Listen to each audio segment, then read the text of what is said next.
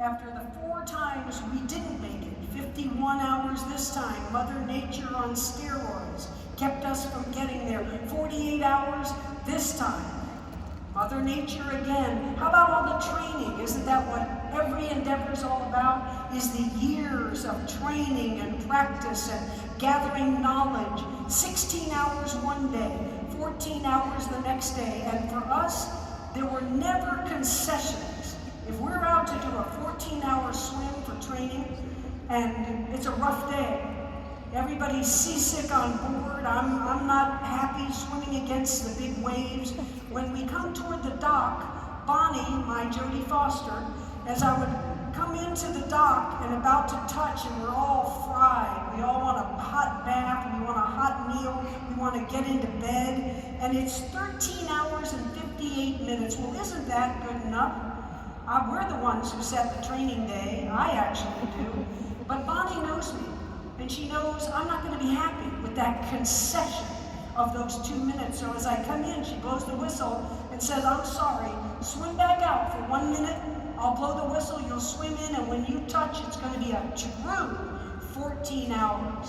So yes, we didn't make it 4 times, and they were public, and you'd have to call them, in strict sports terms, failures. We didn't make it to the other shore that we were trying to get to.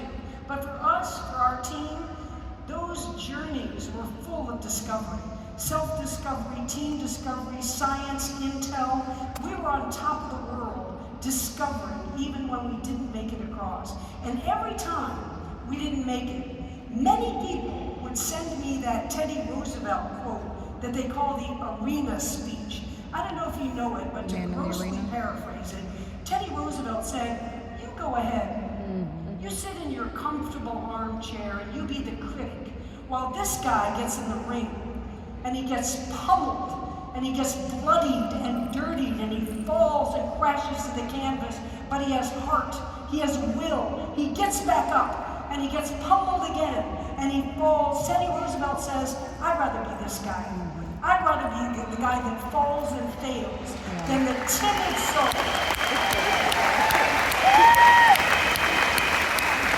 Than the timid soul who sits on the sidelines. And I look at you guys. I was backstage when Chuck was announcing, you know, all of your challenges that you accept and you rise up to meet things in a very short amount of time. Can we do this in 30 days? Can we do this in 70 days? You're dreaming big, and maybe you are going to accept failure. I'm sure in the world of direct selling, there's a lot of rejection. But look at all of you in your spirit. You've decided to dream Scentsy big, and it's really inspiring.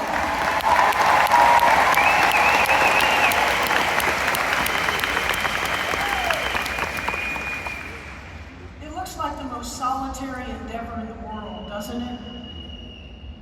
Only one set of arms is coming out for those 53 hours and all those other hours we talked about. If you had a drone camera above, they'd only see one left arm, right arm, left arm.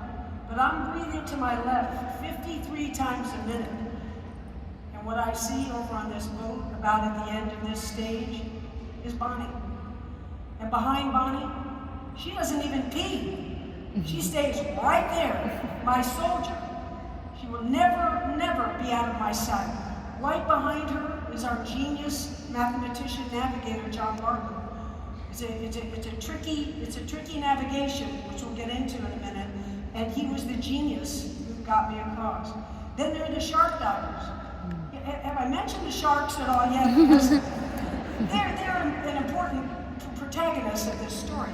Then there's the jellyfish expert, and they're the medical doctors, and they're the nutritionists. We have a team of 40 people on boats all around, and then they come to the epicenter of the boat closest to me to do the core work as we're making our way across. And just as it sounds like each one of you consultants is doing your work, your direct selling on your own, but I hear it. I heard it just now on this stage. I've read about you. It's all about, just as we were Team Nyad, you are Team Scentsy.